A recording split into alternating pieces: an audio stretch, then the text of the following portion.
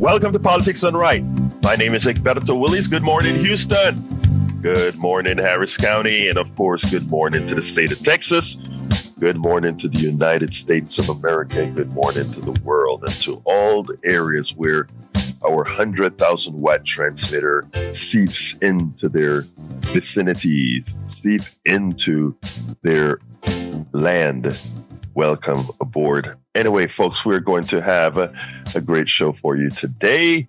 I hope that you call in 713-526-5738. Again, 713-526-5738. One good news personally today. My fever broke. My 104-degree fever broke. And I think I'm a happy person. Still achy, but happy person. Anyway, folks, let's get to the wonderful geniuses in the studio. Good morning. How are you guys doing this morning? And good morning, Louisiana. Cajun land. Cajun land. Yeah. How's everything today? I'm glad that you're feeling better. Yes, it's getting better, man. It's it was rough. I know. I've been through that myself, and I just don't like it at all. The best feeling there is when you wake up in that sweat where the fever is broken. You're like, oh, I'm on the mend. Thank goodness. Yes. And I want to say a special good morning to Harry. We played your David Blemeyer's song. He likes that song. That's one of his favorites. So good morning, Harry. And Jack has a whole page full of wisdom for us today. Well, I want it. Well, he's overdue, man. Gotta make Jack up for yesterday. For not only 6 days of not having the word of wisdom, but even yesterday we didn't have the word of wisdom. So we are behind, Jack. Okay, well, I'll try to make up for it. Okay. There's a force, an evil corroding force of governmental and corporate corruption. The titans of industry are the corroding force. They have corrupted the Supreme Court and the political processes with money. The best law money can buy, the best health care you can't afford. Their goal is to dominate industry and pull the profit away from the people. They use capital as a tool or instrument of extraction. They work to control all the resources of the world for their profit. When they don't get their way, when a country wants to protect its and use its own resources for its own benefit, we wage war on them. They subdue countries by arranging loans designed to fail. Then when the loans fail, the country's money gets tied up in court. A deal is struck for repayment, which drains the country's economy, and the people are forced to accept austerity measures. Is the force that drives. This is the force that drives basically immigration now. Those evil bums. They come here because they want to have a better life. American banking and resource extraction cuts their money off in their country, and the people get no benefit from the extraction of the resources. This is wrong. Yes, it's wrong. Jack, it's amazing what you just spoke about. Indirectly, I have as some of the things that we're covering on the program today, specifically this time with Cuba, right? It's interesting because I think I'm going to start there. I wasn't going to start there, but given your great prose, I'm going to start there because I love how you brought that in. Well, I've got some pretty interesting observations in Cuba too, so. Yeah, well, good. You can interject whenever you want to. But before I get to Cuba, I just want to illustrate the portion of your speech there that talked about what they do to us in healthcare. I told you guys yesterday that my wife had a kidney biopsy about 4 weeks ago or something like that, maybe a little bit longer. She has lupus, and lupus is one of those autoimmune diseases that affect the entire body, and it can attack any organ, every organ. Look, she's had it from the time Ashley was born. Ashley's 32. Well, it's been discovered in her from that time, and she's done great with it, with keeping herself healthy, etc., to live through it. Unlike many who succumbed to it early on, she does her part to stay healthy and follow the rules, etc. So we had to go ahead and get a kidney biopsy because her kidneys, the lupus is in an active stage now that's attacking her kidney. So they wanted to know. They've been telling her to do it for a while, and she's like, I don't want to do it because we know her kidneys come and go with this disease, and she didn't want that expense of that because they just taking a look and nothing from that. Anyway, they finally convinced her to do it, and she went ahead and she had the biopsy. Of course, nobody told her what it would cost, anything of that nature. I looked it up, and biopsies usually cost $3,000 to $5,000 or so. Anyhow, she got a bill, and I won't mention the company right now because I'm going to be going to pretty much war with the company. Because let me finish the story. The amount that they billed the insurance company was $27,000 for that biopsy. Yes, $27,000. Jack is grabbing his chest. Yes. I'm showing you what we're living through. I think I threw up in my mouth. Well, it is funny because when I saw the bill, she said, my wife I'm sitting on the couch, and she said, "Look at this," and it says $27,000, of which the insurance company took care of $24,000, and you owe $3,500. I said, we owe zero. I'm going to get that insurance. If the insurance company wants to pay the $24,000, so be it. They can do that. They're the multi-billionaires. We ain't paying that $3,500 at all. But anyhow, I'm preparing a media campaign and everything to show the rest of America and the world what our healthcare system is like. And they're giving me material up the gazoo with a $27,000 biopsy. So we'll see how the fight goes with them in the long run, and I'll keep you guys informed. But I just want to put some perspective here. A 2024 Chevrolet electric car, I repeat, a 2024 Chevrolet electric car costs $25,790. Her biopsy lasted a few minutes, but watching over her, etc., we were there between the hours of 8 and noon because, after they do a biopsy, they want to make sure you don't bleed out. So we watched her. We watched her in the room. The nurse comes in periodically to check, but we are in there watching her until she's discharged. And all that process takes under 4 hours.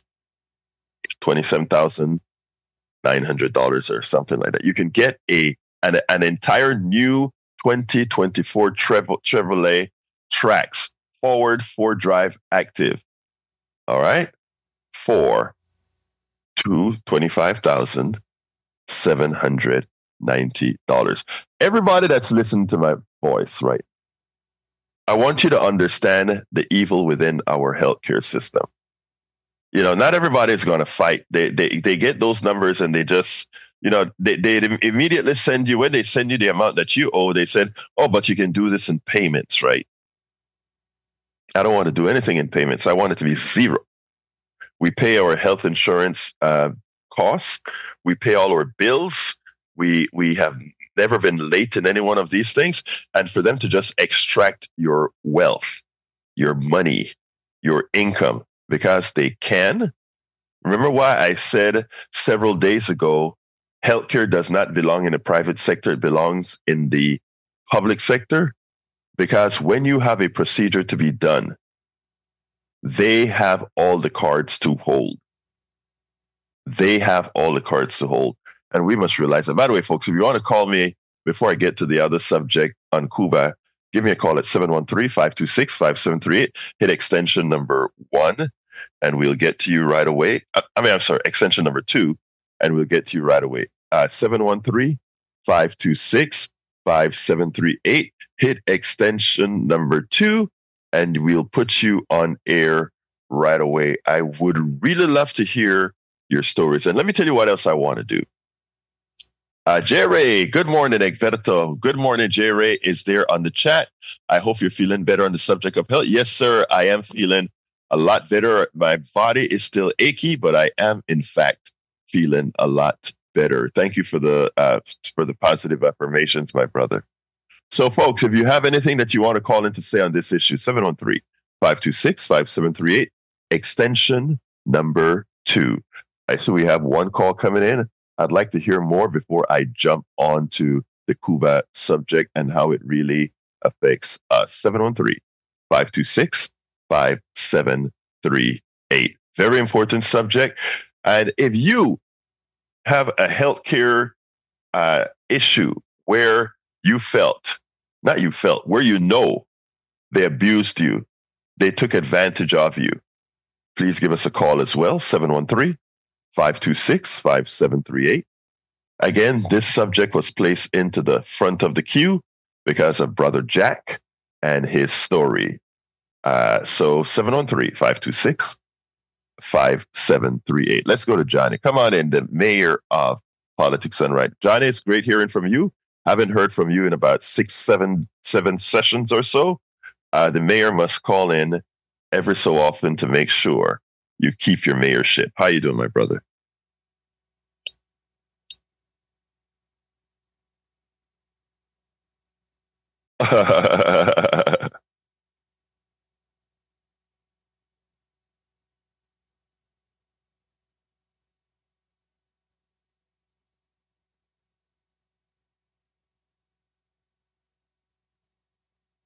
No, no, I don't. Tell me. And Card Talk. I love Card Talk. Yes, he died. One of them died, right? Yeah, he died a couple years ago. But anyway, the older brother, Ray, he would make a joke sometimes towards the end of the show where he would say that if you're not careful, you're going to wind up making a boat payment for the mechanic when you go to the dealership. And yes, so in his world, it's a boat payment because he likes boats. So I'm thinking maybe some of the surgeons at your hospital, they don't like boats as much as they like electric cars. So you got to figure out the opportunity costs. But yeah, to dovetail with what Magic Jack was saying. Now, what was I going to say? Oh no, 2024 does not look good for my. Well, Johnny, look, the phones are filling up, so you can think about what you wanted to say and call me back. You know you have open season, brother. So why don't you think about it? Give me a call back, and we'll take you on. Let's go to Mary in the meantime. Come on in, Mary. Good morning. Good morning, Mary. How are you doing this morning?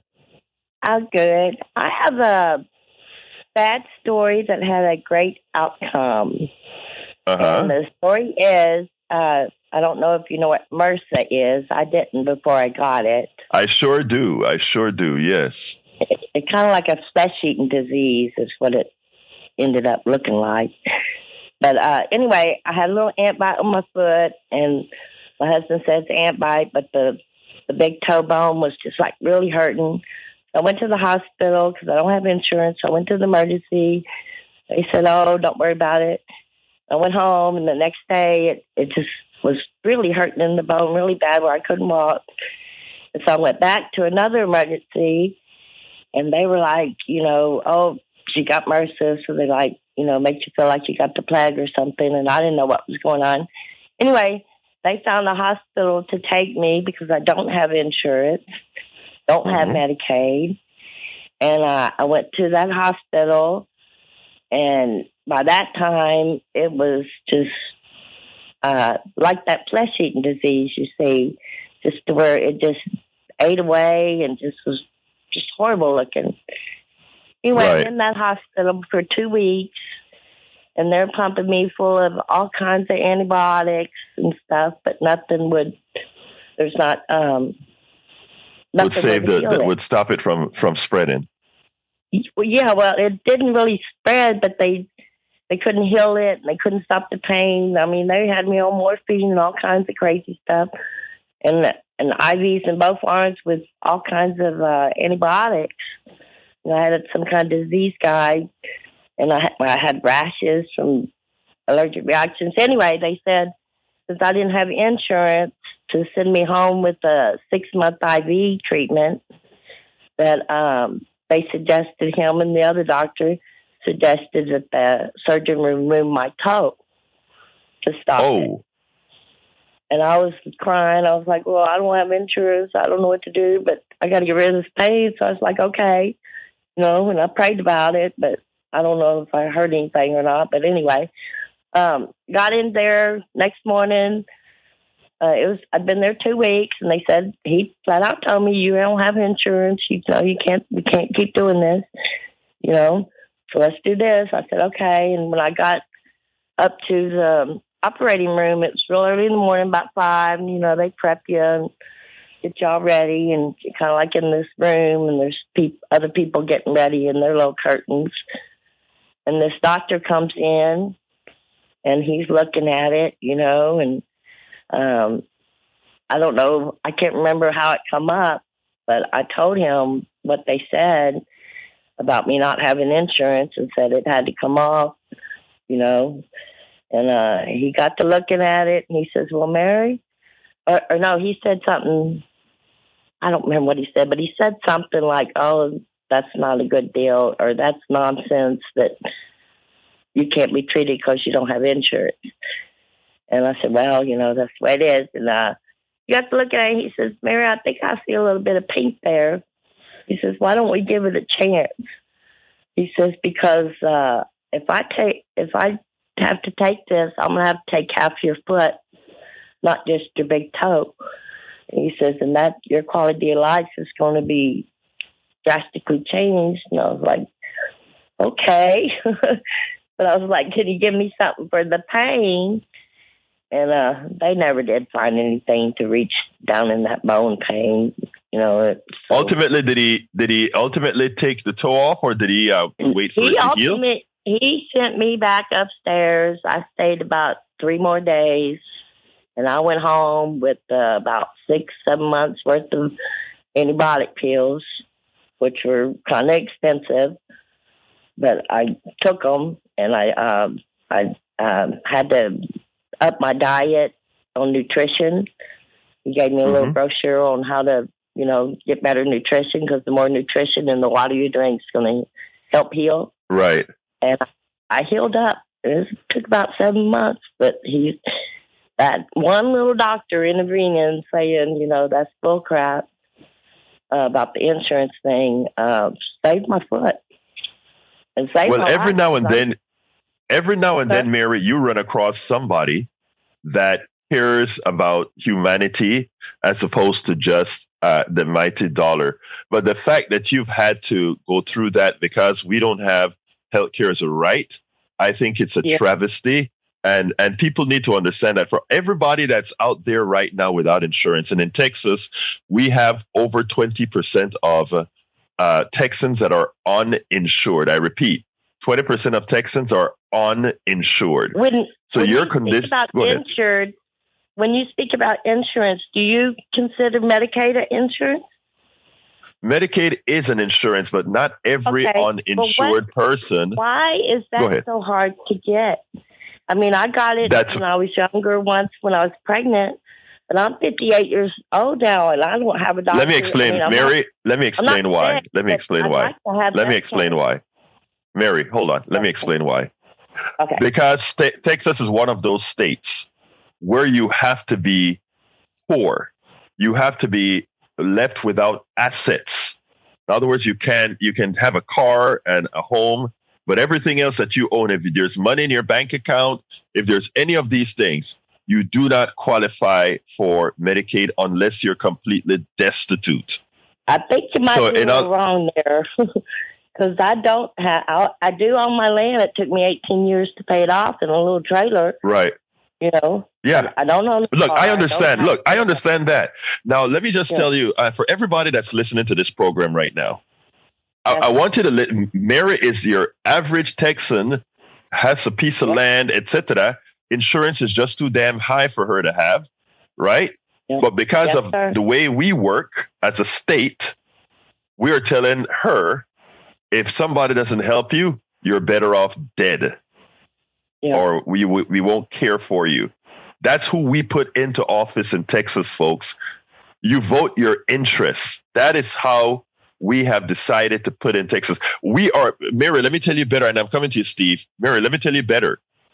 Our governor, our Congress representatives, the Republican representatives in Texas, they decided not to accept the Medicaid expansion to the Affordable Care Act, which would have taken care of you and all the 20%.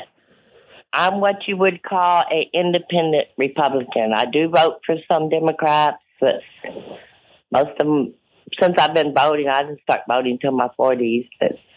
But Mary, let me just tell you. I listen to your program every morning because I do listen to both sides.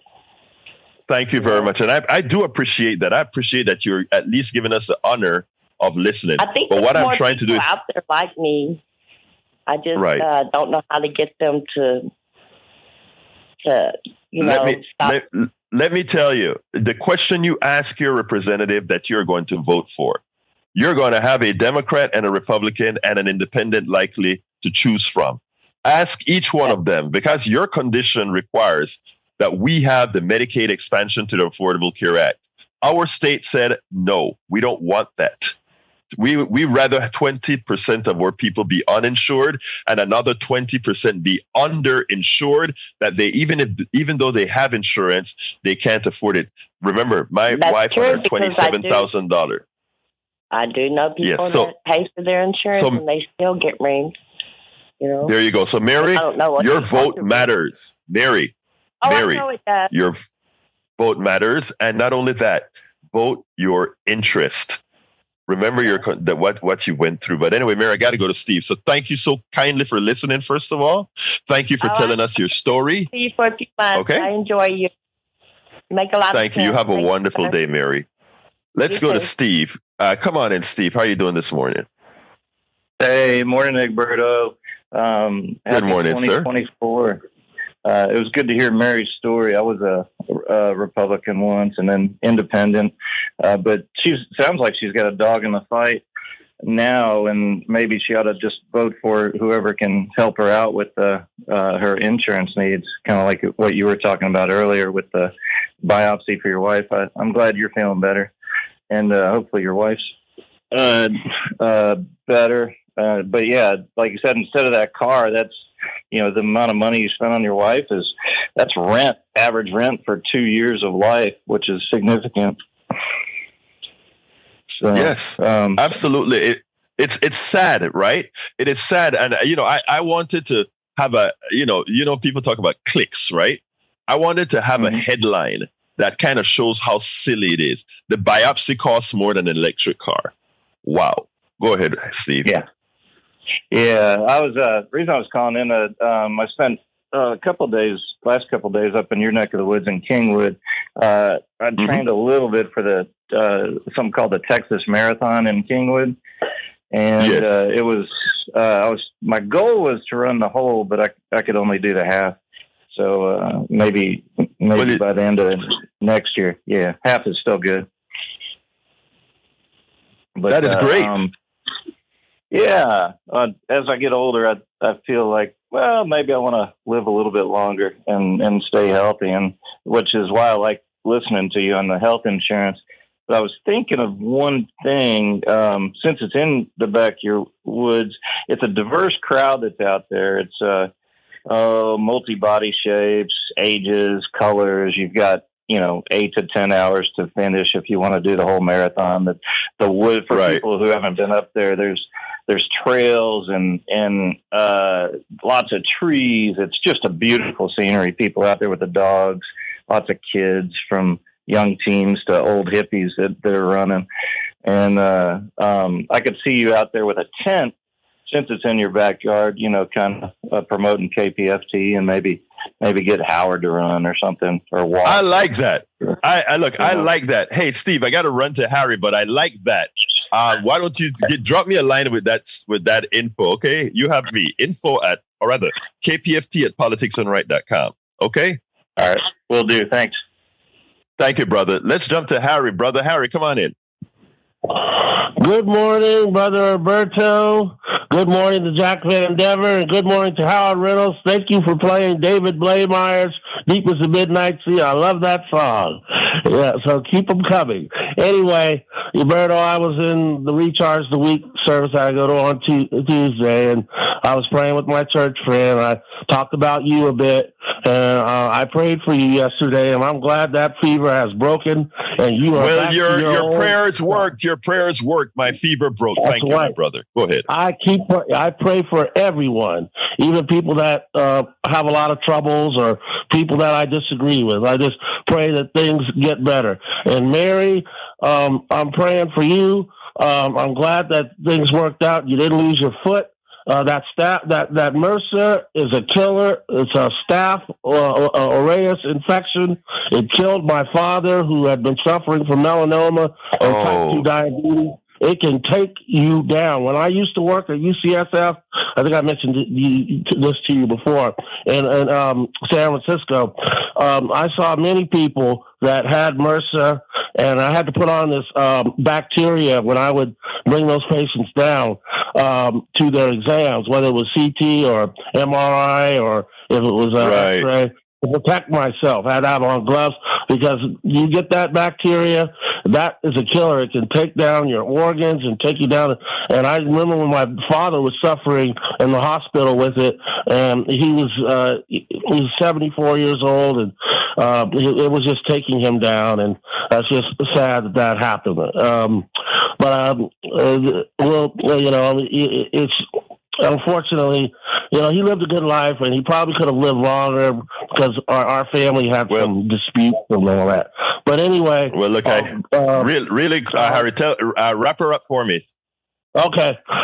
Well, I just once again want to say that this is an edifying show. This show, your show, this show, and Steve's show. You both edify people, and the active work that you do is good. And kudos to Steve. We'd love to have Howard Reynolds running for office. And the other thing, as you were speaking to Mary there about, you got to vote out people like Greg Abbott and Ted Cruz, because as you said there a little while ago, Roberto, they're against Medicaid, just as Sarah Huckabee was doing in Arkansas, and there was another a politician to get people off Medicaid because they don't want to pay for it. They don't want government to pay for it. If you can't afford to pay, when we talk about healthcare on this show, you can't afford to stay alive, and that's just wrong. Thank you, Harry. It's so important for us to realize that these politicians are not doing that other than so that the rich folks get the tax break, the corporations, etc. If you have less payments for Medicaid, then of course their taxes go down. So important. Thank you, Harry. You have a wonderful rest of the day, my brother. All right. Let's go to Alice. Come on in, Alice. Good morning and Happy New Year's, and thanks for taking my Happy New Year, Alice. Happy New Year to you, my friend. Talk to me. I'm going to talk to you all about the healthcare system. First of all, I wasn't going to call because I don't get a lot of sleep. Okay, look, I'm a young-minded old person. Okay. But I hear you. When I heard the young woman's call, I had to call you. Here's the thing. I'm going to try to keep this brief, but before I say anything, I want to ask you to do this for me. Have someone to contact me later on today, and so that I can give more information, so that I can get more information. Because I have something that I need to put out there for people. People need to, I don't know why I don't know why she votes for Republicans, but the Republicans don't want to do anything for you except take your vote and treat you mean, okay? And to the young man who spoke just now, edification, you got to use some words that people understand. Everybody doesn't even understand that word. Now, I'm going to be 83 years old on the 11th day of this month, if the Lord gives it to me, and I do believe He's already given it to me, okay? I've been discriminated against because I'm not a person who does not take care of myself. I was injured several years ago. I had, you have hereditary things in your body. I had a cervical fusion in 1991. In October, I was injured again in a head-on collision in January of the very next year. My neck is a problem for me. People who don't believe in the Lord, He has sustained me all the time because I have not received the medical care that would have helped me. Okay? I had insurance. If you don't have work regularly, you cannot keep up your insurance payments, right? That's what happened to me, a single parent. That's what happened to me. Okay, I've had Social Security for several years now, and I've not been secure, okay? I've been discriminated against because I don't have a lot of medication that I take. Never have. And try not to. I've been discriminated against because I don't run to the doctor every month or every week or whatsoever. And I have been denied Medicare for about, since mid-2019 until, I'm going to say, January this year. No, last year, okay? Only reason I did that was because they changed all the Medicare plans every year. They set it up where all I could do was go lay down in a hospital bed. What do I need that for if I don't need it? You see what I'm saying? Okay, let me stop you right there, Alice, because this is important. What you said, we need to get the rest of our listeners to understand this. You said you didn't have Medicare as an 83-year-old woman. They dropped me. See, they changed the deal every year. Alice. And I'm Alice. Wait a minute. I want to say this quickly. If I'm going to see somebody who claims to be a doctor, a physician, say physician to me, because I'm a retired LVN because of what happened to me. If you don't do what I need you to do for my health, I don't keep going to you. I go to someone else. Okay, this is important, Alice, because here's the deal. You didn't have Medicare. You had Medicare Advantage. Okay? No. That's why they could. I didn't go with the advantages. That's why they dropped me. You see what I'm saying? Here's what I'm saying. No. No, they can't drop you from Medicare. Medicare is the law of the land. But they did it, my dear. Wait, listen Alice. To what I'm saying. I have something that I can do about it. Alice, I got something that I can do about it, but they dropped me, Alice. Darling. It was like Alice, I get you. Alice, listen to me. But I want to say this. It was like a death sentence. In other words, let us not enroll her in any plan because every year they stop me. Because if they told me listen, darling, if I didn't have Medicaid and Medicare, they stopped me from enrolling in everything. Consequently, to me, and I finally said this, what you have done is you have said, let her die because you know how old I am. So, okay, if she can't see anybody about whatever's going on with her, she's going to be dead soon. They found out, Miss Hardy. All right. Alice. Alice, I want you to listen to me, Alice. Listen to me, please. I heard you, my dear, beautiful lady. Listen to me, okay? This is important. Medicare, a traditional Medicare as passed by law. You cannot be denied. Period. There's no if, buts, or... I tried it. They denied me that. Ma'am, I ask you to listen to me now, my dear friend. Please listen. Please listen. Please listen. Standard Medicare cannot be denied. There's only one condition where that, and also standard Medicare does not require you to re-up every year. In other words, standard Medicare is not something, and I'm spending some time with Alice here because this is important for everybody to hear. And Alice, thank you for bringing this up, but everybody must hear this. Everybody must hear this. What Alice went through is the following.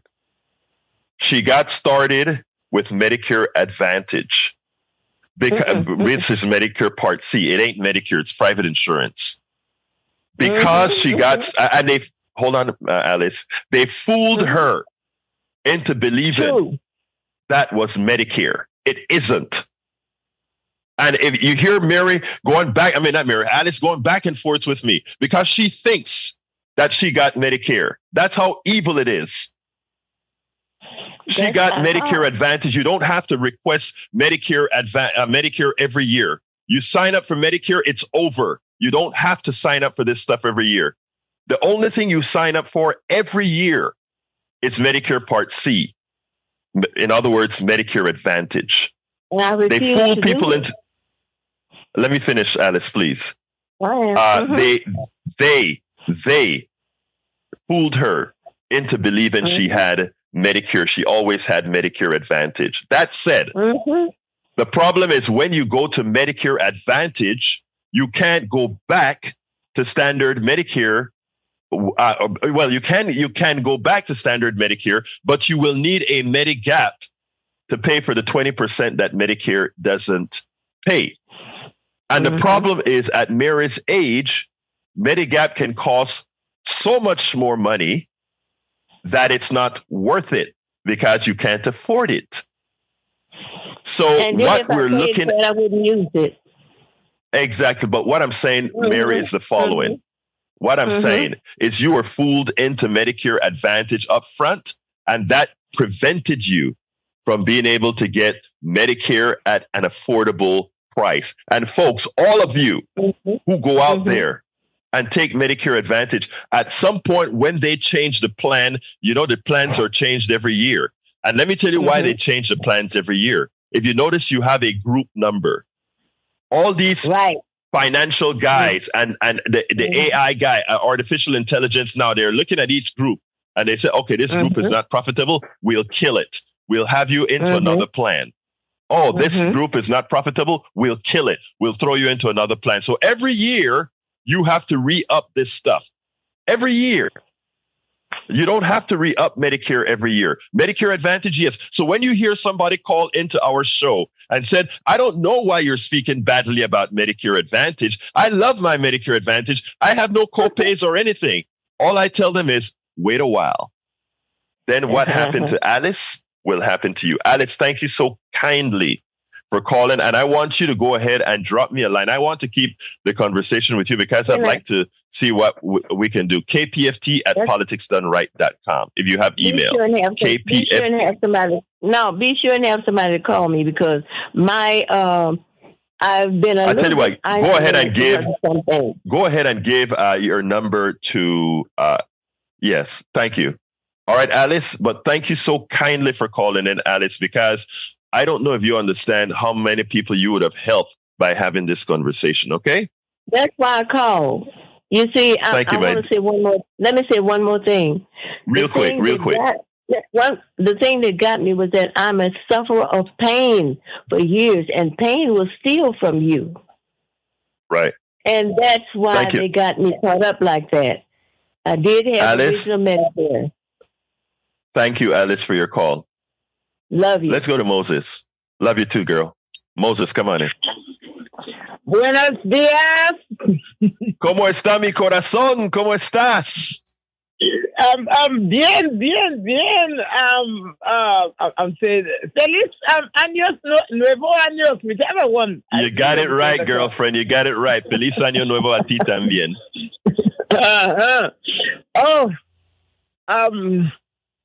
All I'm calling about is, and I'm not going to stay too long, I'm calling about to say, let us be very vigilant in this coming year so that we can rejoice after the elections.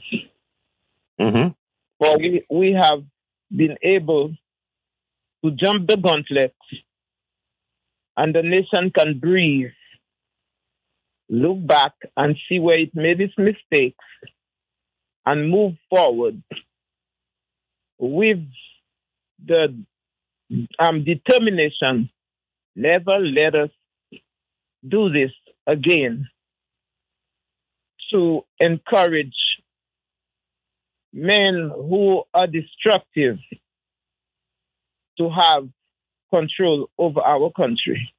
And that's my wish and hope for the United States of America, my homeland. That's it. Let me tell you, Moses, thank you for those words. But let me tell you, I don't want a wish. I want a do. Okay? I want a do. I have committed that, there are three major topics I'm going to be handling this year, often, frequently, and that's going to be healthcare, economics, and voting.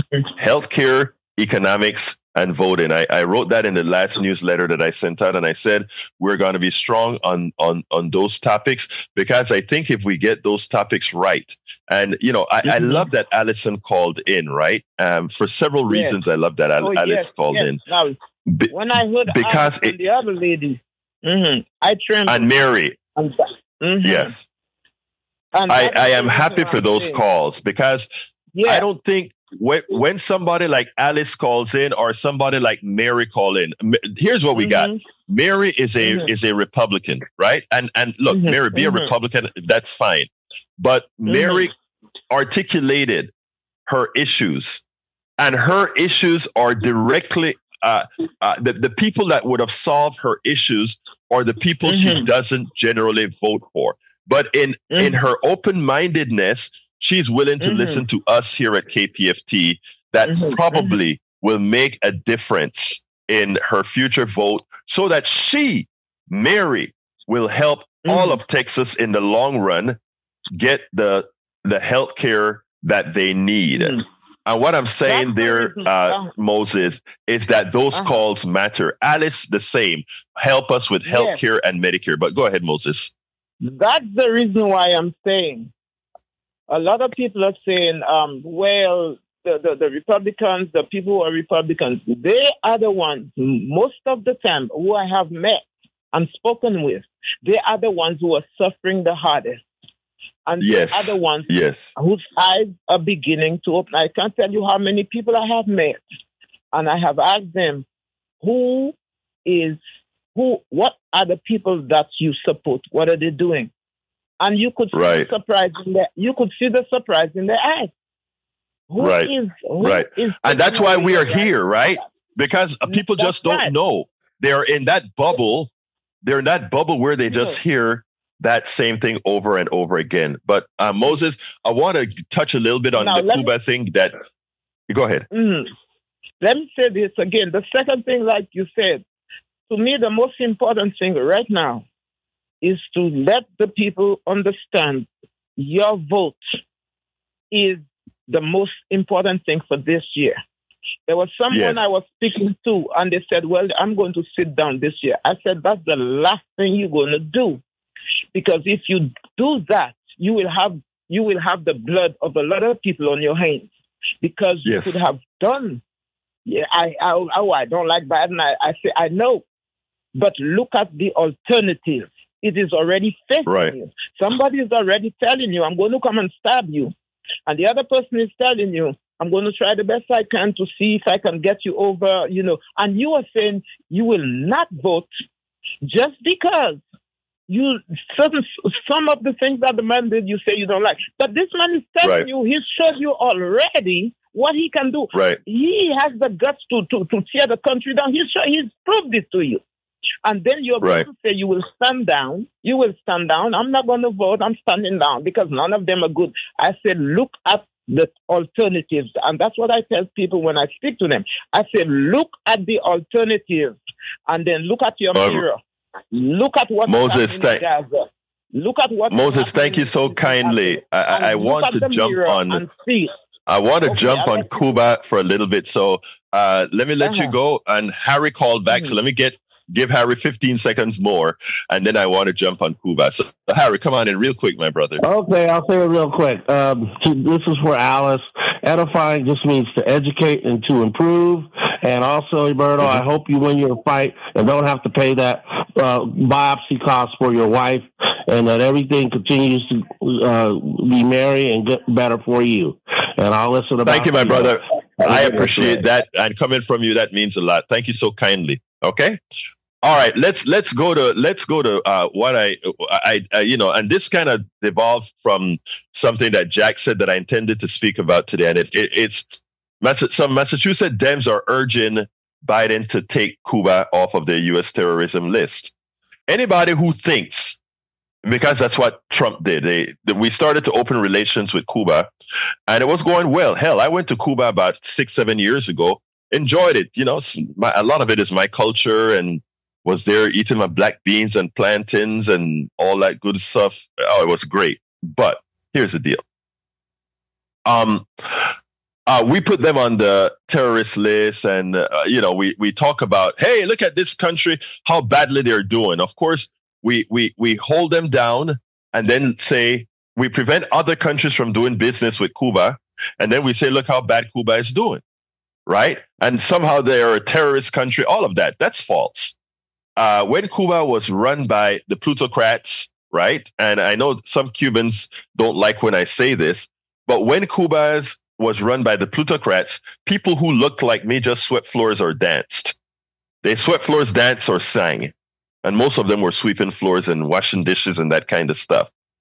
After the new government came in, and not that I'm like 100% for this new government back then in the 60s, but people looked like me, became engineers, doctors, and lawyers. So please tell me which was better for the people of that country.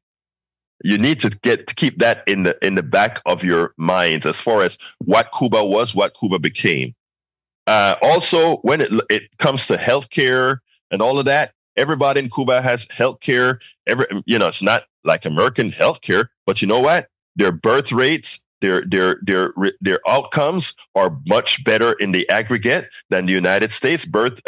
Our kids die a lot more in the United States at childbirth than they do in Cuba.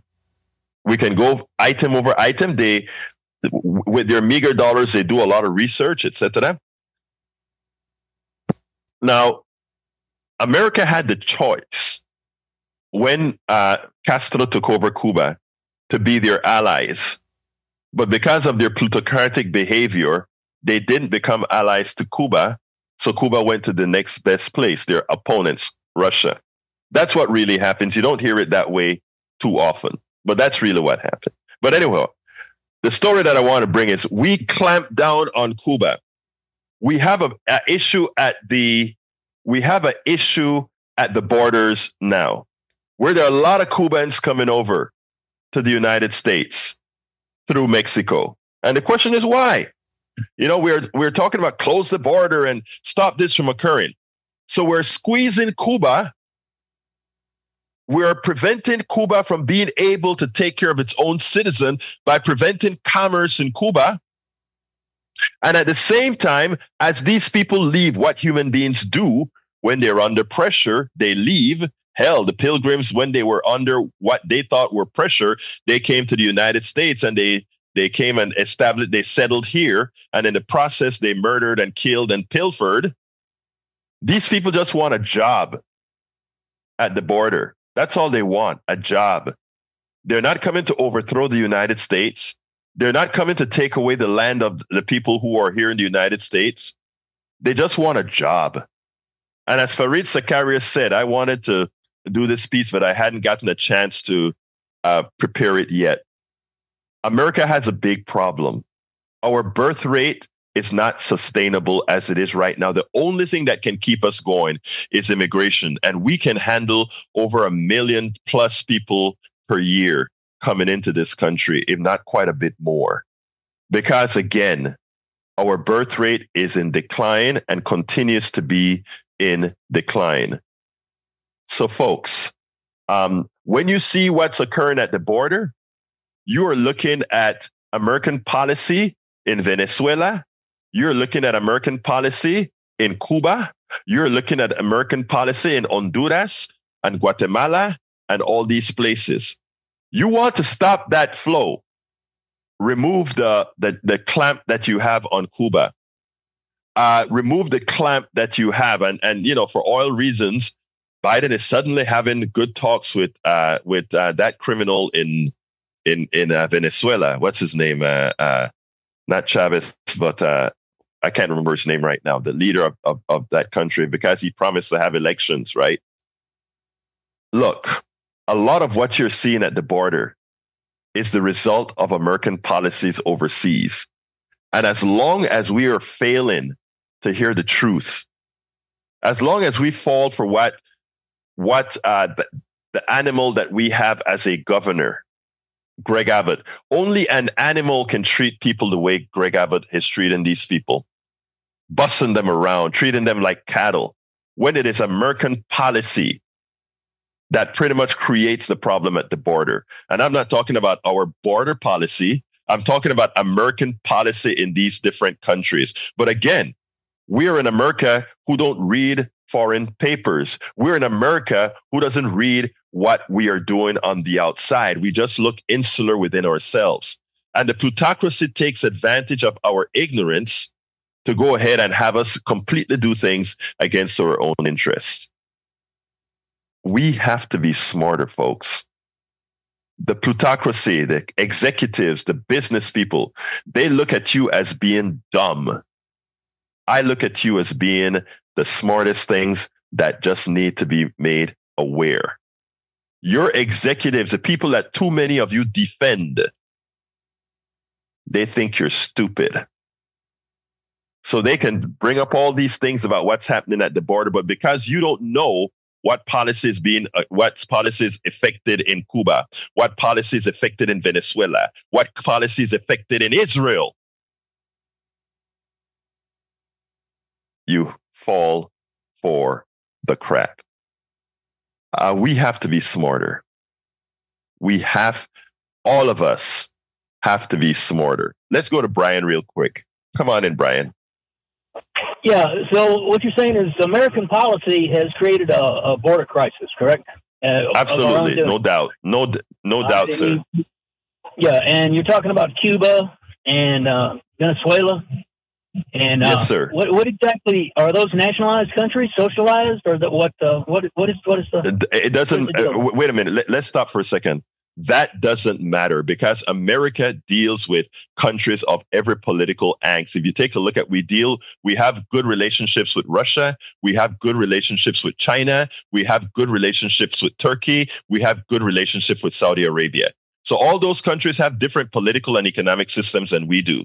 So asking me about Venezuela being socialist or Cuba being communist doesn't solve the problem as far as what's occurring, because we already proved that we will do business with all countries of all economic systems.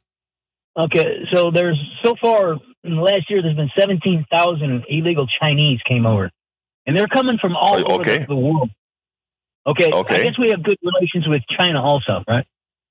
Again, my wife is from China, and we immigrated legally. What's that? I mean, I don't see what's your point, my dear friend. Okay, now 17,000 Chinese come over here. They're all military age. What do you think they're going to do? Do you think they're going to immediately just become unbrainwashed from our financial system? I will suggest that before you make comments like that, you actually have interaction with the Chinese expatriates that come to the United States. Most of these expatriates that come to the United States, what they normally do is they come over here and form businesses. Okay? That's what they do. They leave the communist system and they come and form businesses over here. I mean, you just take a look. That's just a statement of fact. Chinese come over from China proper and they come here and they become capitalists. Okay? Yes, they do. Yes, they do. So that's all I'm saying. So I don't know what your comment is all about then. No, not one of them.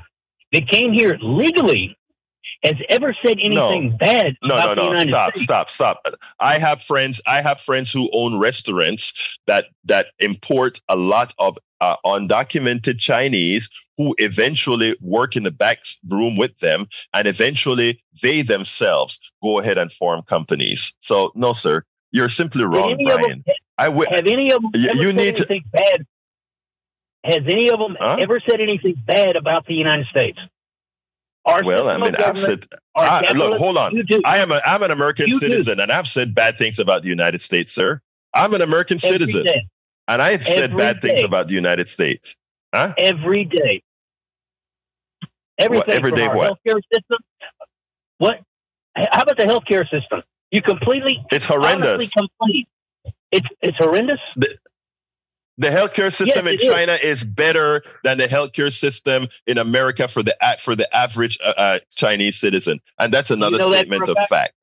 But I got to go. Hey, Johnny, I got to go to Johnny real quick because Johnny wanted to say something. So, Johnny, come on in, Johnny. Brian, we talk later, but again, I have your facts right the next time. Come on in, Johnny. I'm so glad that he called, because this is exactly what I was going to talk about earlier. The people of Venezuela, the people of Cuba, the people of Iran, Iraq, they're not our enemies. They're fine people, just like we have lots of fine people in our country. And just like in our country, they have in their country people who are radical religious zealots who are the problem. They're the issue. That's why government's dysfunction, including our government. So don't say socialism, communism, capitalism, Brian, because the way we practice capitalism gives capitalism a bad eye. And the way Thank you, Johnny. Hey, Johnny, thank you. I got Sharon, and I only have 1 minute is what Howard tell me. So let's talk tomorrow. Hold on real quick. Let's talk tomorrow. Come on, Sharon, real quick. Yes, my brother. Give thanks and praise. Yeah. Man, talk about brainwash. He sound like he more than brainwash. Talk about a man living in a first world country but don't know much about foreign policy. And he, it's just ridiculous, man. Oh, xenophobia, fascism, and all kind of thing going on in this country. Crazy, man. Thank you, brother. Look, thank you for calling in, Sharon. I got to go. I'm at a hard break now, but please listen, call me back tomorrow when I have more time, okay? I'm at a hard break. Let me jump back to the studio real quick before we close this baby out. Well, Howard and Jack. Very interesting show today. We covered a lot of stuff and nothing from me, but how about Jack? Well, my theory is to stop paying the people enslaving you. So if everybody quit paying their insurance premium, we'd have free insurance in 6 months. Hey, there's something to that, Jack. Let's talk about that another day, because you hit something that I want to talk about, where we have power. Anyway, folks, thank you, callers. Love you. Great callers. Thank you, Jack and Howard. You guys are wonderful as usual. Thank you very much to the chat. We have Patrick Barron, Eric Hayes, Ray, and all of you guys. Love you. We got to get out of here. My name is Egberto Willis. This is Politics and Rant, and you guys know I end this baby. I am what? Out. We spend a lot of time deconstructing the news, trying to parse it into a form that everybody can understand. We try to find those little nitpicks where it flies above the fray, etc. If you really like these videos that we do, I want to ask a big favor. Please go ahead. Number 1, subscribe to our channel. And number 2, please join if you can. Thank you so kindly for watching. Keep watching. Please remember to share. We must populate the entire internet with our progressive message, a message that we know is what most Americans say that they want. So help us, please join.